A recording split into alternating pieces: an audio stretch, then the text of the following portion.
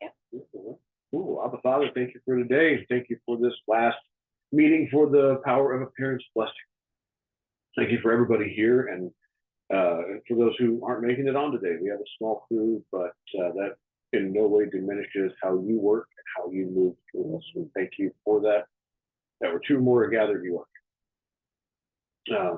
So I just ask for revelation and wonderful conversations today, and continued healing and learning about blessing and how we bless our entire families. We love you. It's Yeshua's name we pray. All right. Well, Tammy, do tell how did this end up being your favorite chapter out of all of them? Maybe because it, summed up the reason for it. I don't know, but there was something about it when I just, I read the whole thing just last night. It's when I got a chance, but I just felt like it gave direction, and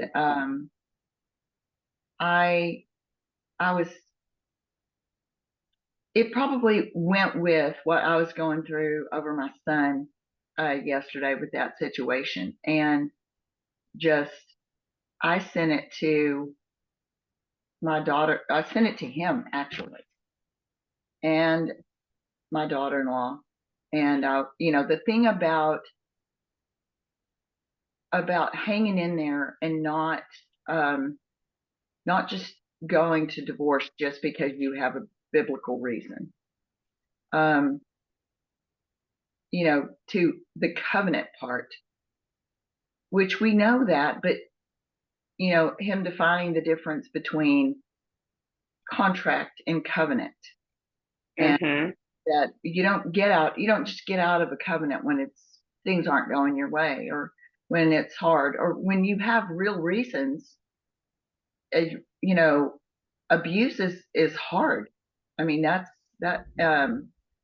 all those things are very difficult, but the dying to self is, for a bondservant, there's no other way to overcome. There's no other way but to die to yourself. And somebody's got to start. Somebody's got to be the one to do it. So that really bore witness with me. That was one of the things that we talked about, the covenant versus contract. I know at least 3 of the 4 of us ladies present today have been or are currently in that one Torah ladies group that shall not be named, as I believe 2 of you have left. And in there, you see such a push from a handful, one in particular, of, oh, well, if your husband did A, B, C, or D, he has broken. And I can't remember if she uses the actual word covenant. But in light of this, the way that she writes about the marriage covenant, it just sounds like she's speaking of a contract. Oh, well, he didn't hold up his end, leave him. Yeah. And I'm definitely not saying that abused women should stay in the confines of an abuser. She should absolutely separate. Yeah. But there just seems to be such a push for divorce, and I don't know that that's the healthiest option. And without dying to yourself, without making the hard choice to endure and love that person who's obviously there's a reason why they're that way. Yeah. And choosing not to look at that or care about that person's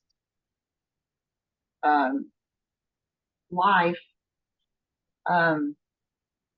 is, and it's the enemy that stirs that up and makes you think you can't and that you shouldn't and all that. And I've been there.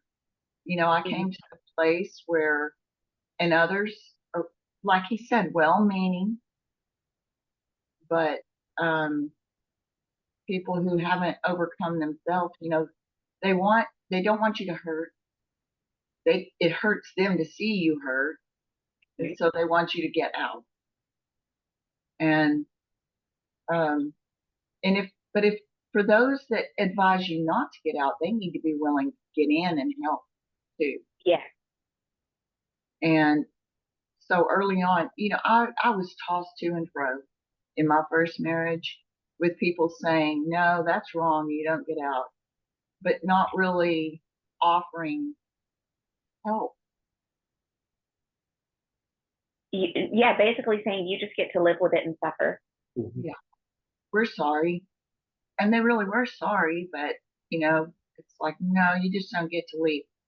And, I was in my 30s and immature and um and traumatized and Yeah.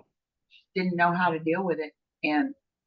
But I did endure for a long time till I felt like I had a ticket out when I knew that he committed adultery. And I still didn't just do that immediately. I still, waited till I just didn't feel like he showed any signs of the desire to get help. But I would do that differently now. I would do Yeah. that. Wow. The other thing that I thought, I'm a numbers person. I don't know if you guys know this. I love numbers. I thought his percentages. What? I know you knew. Yeah. But I thought his percentages were really interesting. Of course, I've heard them for the most part my whole life that that children conceived and raised out of wedlock just lead a different life than people who have their children in wedlock. And in the end, for the most part, I feel like we just come from a place of ignorance. Our parents didn't do that. We didn't do that. Wait, our parents didn't know? Didn't have us out of wedlock. Yes, that's correct. Yeah, Like, they did not do that. I heard it backwards. We did not do that. That out of wedlock stuff. Yeah. Well, the stuff, the stuff we did, the making babies we didn't. We got some of it right. Same. Yeah. No one's perfect, right? We listen and we don't judge. That's what's going around, right? Judge yourself. But I see it in other family members where it does hit a little close to home, and those children are very different than ours, than us. I mean, ours are the ones also being raised for. That's true. Yeah, but those are both significant. Josh and Jess.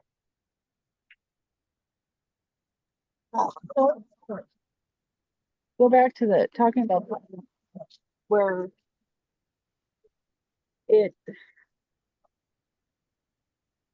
in the review chapter, it just brought up again, and with this conversation, just about how important it is. Like he talked about, even if your child gets married and it's not something that you wanted, but they did get married and it's too late to sway them in a different direction, do bless that marriage, because you're putting a covering and protection over them. And there was a lady in that other chat that just spoke. She was so proud of how she had prayed for her daughter's divorce from her abuser and that she had never blessed the marriage. And I was just thinking, that is so sad, because that's exactly what happened to me. My mom never blessed the marriage, or both my parents never blessed the marriage, my first marriage, and abuse did happen. But I can't say it wouldn't have happened if there was that covering for the blessing of both my parents. But I feel like it's an active curse when it's not given on purpose. like we're not going to give this, and we're going to actively root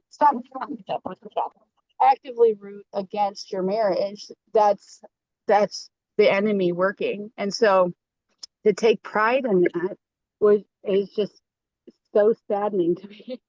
Because I felt like that's exactly what happened with my first marriage. It just was not blessed by my parents. And they made it known after the fact. It wasn't before the fact. And my mom's like, well, I couldn't, both my parents said, I couldn't have said anything to you. You would have just ran away. And I'm like, you could have said anything. Like, and my niece is currently my niece is currently engaged. And my uncle is very, very upset about it. And so my mom and I talked about it. We discussed, and so I have them.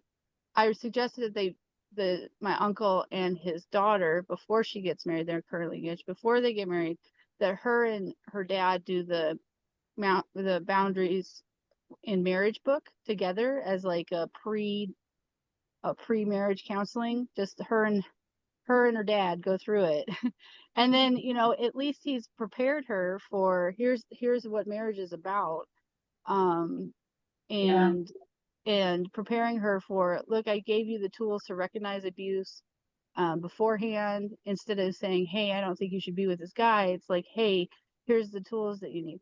So anyway, all that to say, I think this book was really helpful in just examining in addition to the boundaries book. So like the two books together really go to hand in hand, because even where he's talking about disciplining your children and separating the person from the action, you can do that with everybody. It's not just like, oh, okay, this is that person, this is what they're always going to be. No, there's usually spiritual forces at hand, or there's past trauma or whatever, and you can take it as a okay, I have that wisdom and knowledge now to realize that this is not who they want to be, probably, like they just are not a healed whole person in Yah yet. So I really enjoyed this chapter as well, in being an overall review of all the other chapters, and going forth on where he talks about going forth to the community, being a blessing at one time. And Josh had talked about, oh, maybe that's maybe that's where I'm not getting it, because he was trying to do everything all at once. And in this chapter, he's like, no, do the first step first, and then do the second step. And, and once you got that, then do the third step. And I think it's just, as when we read these books, sometimes we're like, oh, let me do this right away. No, it sometimes doesn't take the whole book to realize, oh no, I need to be patient with myself. This isn't going to be an overnight learning, for sure. Good. Yeah. Jessica, were you saying that the being proud of her daughter's divorce happened in our book club group chat? No, the other one. Oh, okay. Either way, I think I missed that one. Oh, yeah. Okay. Why weren't you admitting? I am very busy admitting a lot. Why weren't you admitting everything else at the same time? Oh no, Kira, that was never expected of you. Someone thinks it is. You can't be parent to everybody that's in there. Everyone else is supposed to be accountable for themselves. Yeah, no. Yeah. That's not your job. But, Josh and Jess, can I just say that Yah did turn that around for you guys, Beauty for Ashes. Sure, you had a failed marriage, you had a bad failed marriage. But look at what you have now. Yeah. You have each other, you have a homestead, 3 boys, legacy, lineage, and Yes, there's definitely blessing that came out of it. I'm not saying that I regret what I have now, because it's no, I did not know. I don't think anyone can do that. Yeah, the whole thing was, I just wish I not wish, but like, had I had the knowledge of the boundaries in marriage book, I would have never married my first husband and went through that because I didn't have boundaries. So I didn't know. And I didn't have this book with the blessings and I didn't know. And now I have that to pass on to my children. Absolutely. And even my niece, I was just thinking about it. I was taking a shower, thinking about my niece and about how I'm thinking, oh, I want her to marry a kind man. Like I don't want to subvert my sister's like workings in her life, but we came from the same father, and I don't know what she's telling her daughter as far as the type of man she should marry. I know my mom, the only thing I remember my mom saying was, you should marry an ugly man because he won't cheat on you. So that didn't, that's no, that's not advice, the right advice to give. So I'm like thinking to myself, what advice could I give to my niece, but at the same time not subvert my sister's words? And I don't know if I should talk to my sister first, if she would take offense, to me trying to sway her daughter to marry a kind man or not. But Or build I a- don't know. I still have to pray on that one. That's a long, It's a whole thing. that's a big thing. That's another time. Yeah, that's not, yeah. Yeah. Wow. Family dynamics. Yeah. So you married me? I married you Ugly. out of obedience Submit. That's right. to Yah. Yes. Yep. I don't know if any of y'all know that story. Essentially, Drew and I, we were best friends for 4.5 years. He always wanted to get with me. I wasn't interested. Friend zoned hard. Friend zoned hard. Gave up. I understand you do. And Yah sent me a dream that was pretty clear. And then I woke up and I'm like, that was odd. That was really odd. But, I pushed, that was probably August of 2011. And because I worked with his best friends at the time, just girlfriends and things, they're now married, 2 children. Because I worked with her and Drew were good friends, and of course Drew and I were good friends, he would come up to the job. I mean, not a lot, but enough that they knew who he was. Mhm. And I would have other coworkers say, why don't you date Drew? And I'm like, because he's my best friend. I'm not interested like that. I don't like homeless looking guys. I didn't say it this time. I said every other time. And then I lost my job. She closed her doors. She shut the business down. And I had another dream. And I was like, okay, like, God, I hear you. And so I invited him over. We watched a movie. He still hates it to this day, but that was the movie. I was going to say something, but I fell asleep. She always fell asleep. 'Cause I always Every fell time we had asleep. movie night. Dunsky. Yep. And so that was October. Well, and the thing is, you were trying. You were getting all like, I don't remember that. and I was just like, no, I gave up on that. And then in November, Wednesday, well, I guess it would have been Tuesday night, but day before Thanksgiving, I woke up and I'm like, dang, I had another dream. And again, it's like super clear. Drew is my husband. And I told a friend of mine, older, kind of like a mom to me, and she's nudging me. Oh, you to see what he's up to right now. And so I did. And it's funny because year after year, we always came together at Thanksgiving, time off of work, I guess. And I don't know, we got together that night and we've been together ever since. So, Pay for obedience. day 4 obedience. Once you go Drew, you never go back. No, what? Once you go Drew, the rest are through. There you go. Yeah, Once you go Karen, I don't know. There's lots of managers that involved. HOA gets Oh my gosh. Anything else you got? Gabby, I know that you had some questions that you're at the store. Let me pull up the chat so I can read how it was Gabby's busy filming a Jamiroquai video. always. Sorry guys, I should have had this pulled up and like ready. All right, so Gabby says, what is the men's perspective view of this book as a whole, like through your male lenses? If I were to answer without giving it much thought, because I haven't yet, I feel like it's probably pretty spot on the woman's perspective. I mean, the book itself is pretty clear and straightforward about who blessed who and what time. I do think that it is the man's responsibility to be leading these things. Now, there are a couple times where he says in there, okay, well, this is the woman's time.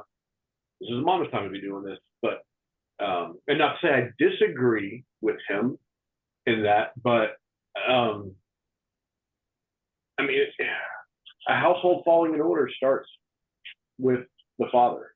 So if he's not doing it right, is it going to happen? I don't know. So you just got me now just pondering things out loud. But I mean, all in all, yeah, I mean, I think it's probably pretty much the same. Josh, do you have anything specific to add? Not really to add. Not yet.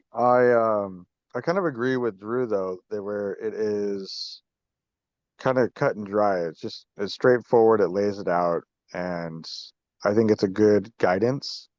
Definitely I want to go back through it and take notes so I could remember it better and then pull it up as needed so that I can go through those steps when I need to.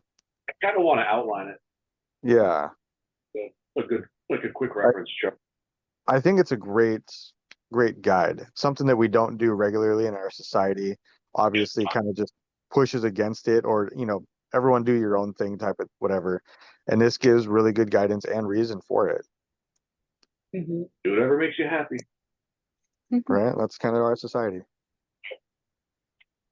And then the rest of that, ladies, what is it from a woman's view? And Tammy, your hand is up. Well, I have, like I said, I sent this to my children. I was just so excited about it, the possibilities and the hope it brings. I think I've mentioned that one of my children's household is out of order, and not the one that we've been talking about, not blatant sin so much, although there is sin. I think video games and all have greatly impacted their life, and just the lack of blessing. So I sent it also to my son-in-law last week or week before. Now he's a reader, and he's just the kind of guy that if he sees something, he's just like, oh, I think I'll do this, now my daughter does influence him, but I have talked to her about blessing them and praying over them and how they need to do that together. And she actually said, and this was a step forward. She said, we should do that. We don't do that together. And but life, they're busy with sports and all, so I don't think they had been doing it. And then a few weeks ago I was over, and it was just heartache, tears. The older one, who's a good kid, he's a good boy, he just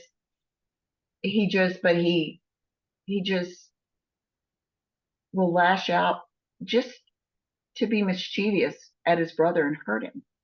And so I was thrilled that not before last, it was my granddaughter's birthday. They had a skating party, and the boys got to come, her cousins that she adores. And they got to come, and my daughter dropped them off because it happened to be her birthday. And so they went out to eat while the boys stayed and skated. Well, the oldest is actually a little bit, he's a homebody and he's not real secure being out with other people. So when I came in, he was happy to see me. He was smiling. Normally he's indifferent. He's kind of like, if he's home, he's got other things to do. But he was happy to see me and he was hanging out with his little brother. They were just side by side, peaceful, hanging out together, skating. He was kind of helping him. And I was like taking videos and pictures to send to her. And last night I was thinking, I wonder if it's connected. I wonder if that change is connected to blessing, if they have actually been blessing them. So I was just really excited about that. And yeah, I put my perspective, I forget what I wrote. I could pull it up real quick. I say that. I think I've got, yeah, I've got it right here. I don't know if that's what you were asking for or not, but that was my take. Is it okay if I read it? Please. Okay. So Tammy says, I found it to be very, very insightful, and I think it added a tool for my intercession, not just for my own family, but as I pray for others, it adds so much perspective. I have more compassion.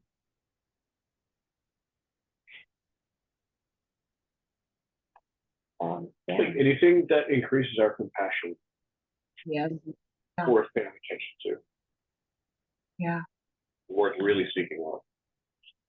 Because I used to be fairly incompassionate, and I really like being a more compassionate person. Mm-hmm. Yeah, if you're thinking of it like, well, those children just need more discipline.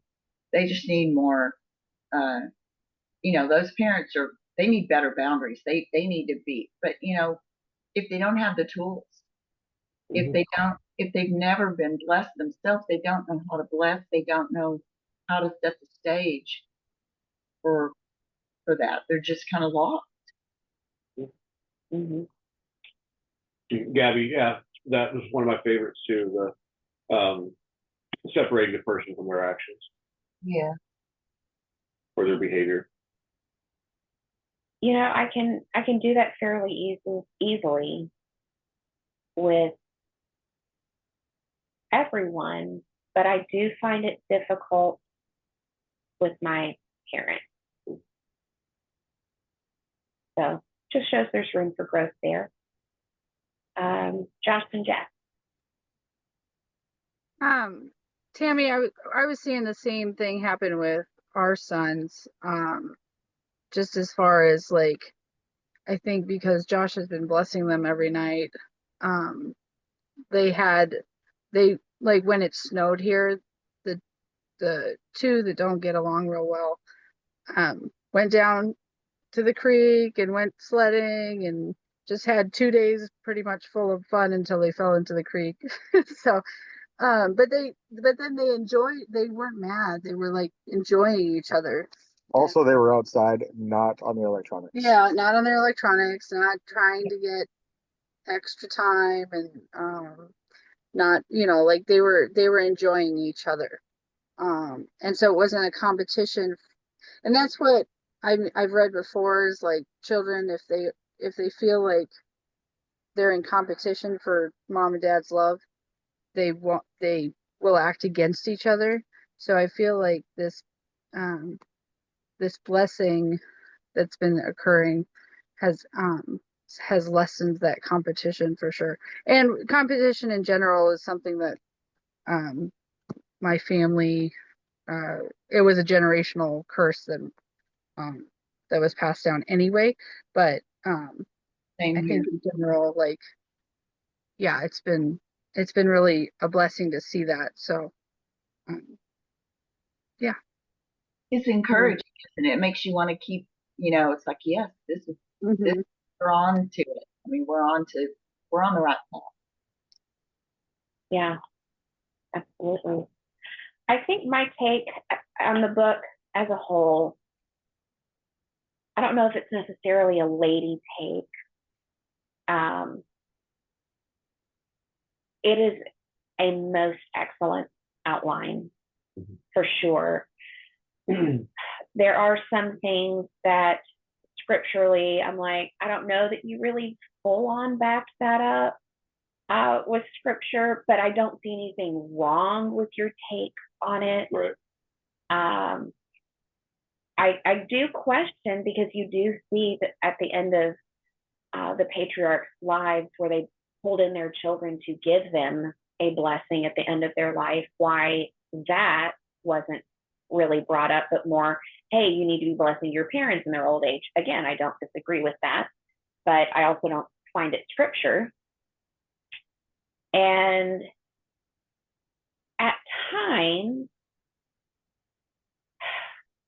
I don't know that I really liked his, and this is probably from a lady perspective, I don't know that I really liked his separating out of, well, this is a blessing for moms to do, and this is a blessing for dads to do.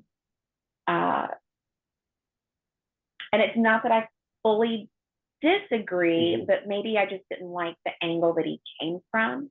Maybe it's more because I obviously part of blessing, whether it's the intention or whether it's the side effect, is that it builds that relationship. So it's Mhm. good to have times where just mama's blessing or just papa's blessing. Well, obviously, I but- know that breastfeeding is only a blessing a mama can give. Right. So, That's your- no, that is not a thing. But I don't know. I think it's good for parents Mhm. during all stages Yes. to both do the Agreed. blessing. But I do agree with what you said. You know, it all starts from the top down. You know, that's something that my dad cues in, like, lower middle management. And that's one thing that he had always said, is that good workers aren't produced by good workers. It's from the top down. Well, that's the same in our family. So, I don't know. Anyway, Tammy. Well, I just didn't want to forget that yesterday when I was doing I have begun to do like the text to my children weekly on Sabbath. And so yesterday because I've been doing it as a group, just like blessing them. But then yesterday I was led to separate it out. It takes time, to hear and bless them, but it's worth the investment. And so one of them, I found myself calling out, one of his attributes. I said, "You are a passionate person. You were made. That's the way you were made." And then I thought, as I was writing that, I was thinking, wasn't that what Jacob was doing to his? He was calling out who they are, or who they will be. Yeah. Calling out their destiny. So I was like, yeah, that's part of it. That is part of the blessing. It's drawing out who they are, that they will recognize it, the parts that are a blessing. Yes. I'm curious, especially Jessica and Tammy, how are you guys doing with your parental blessing? It's time-wise, I think that's been a little bit overwhelming, and it's on my list. It is definitely on my list. In fact, I plan to work on it today. Okay. So I have a challenge as far as a printer, but I mean, I can get around that. I don't have a printer right now, a working printer. But yeah, I plan to start that today.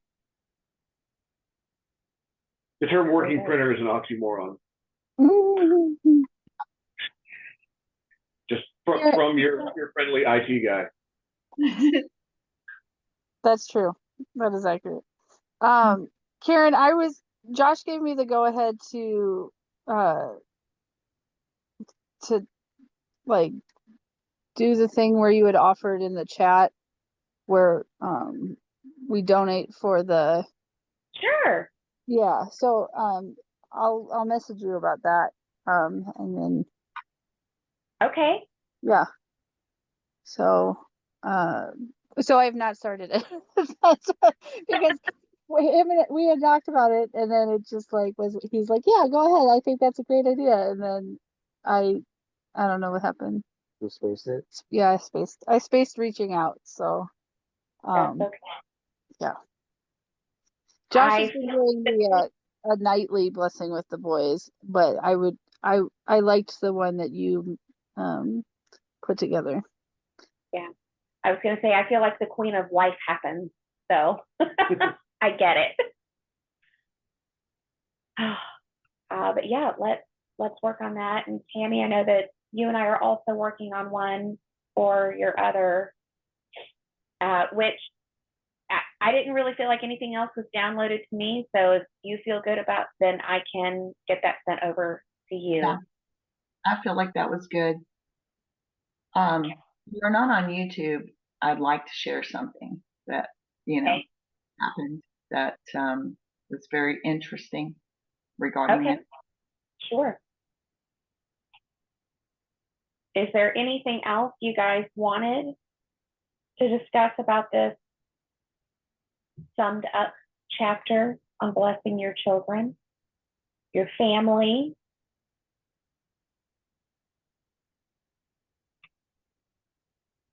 If not, we can go ahead and stop the recording. Although just as a reminder, the plan is still to go through the Michelle Stridham stuff. Video series. Again, whether it's the video or the book or kind of using both together. I do feel like going through the video series along with having the book as a reference is going to be helpful. And I don't even know what exactly a discussion is going to look like. Yeah, this next one is going to be interesting for sure. But that will be in the works. I know that I will need to take at least 2 weeks off, if not longer, just because I haven't even had a chance to look at her stuff again. And Drew and I had discussed that we need to, at the very least, spend one day at a time until it's done going through the whole video series, just to have a better understanding. Like we listened to this whole book before we even did the book club. So we knew what we were getting into. And I don't feel like I have anything to say because it's been so long and I'd only watched, I think 4, maybe 4.5. Are you thinking we're gonna do this after the spring feast? The Michelle one? I'm thinking no, but well, I don't know. Either yes, or we'll start it, we'll take a pause, and then we'll pick it back up after. So like maybe I don't know what that would be. Maybe 4 before the spring feast start, and then we'll finish up during the counting of the Omer. Getting first fruit, Passover, unleavened bread, first fruit, and then pick it back up again. My concern with after the spring feast, that means we're finishing up today, so January 19th, and that means we're not picking up until like mid-April, I think. I have to look at everybody's calendar. I just happen to know the calendar I'm on. And I don't know. I feel like 3 months. Is that right? 3 months? Yeah. Maybe a long time to take a break.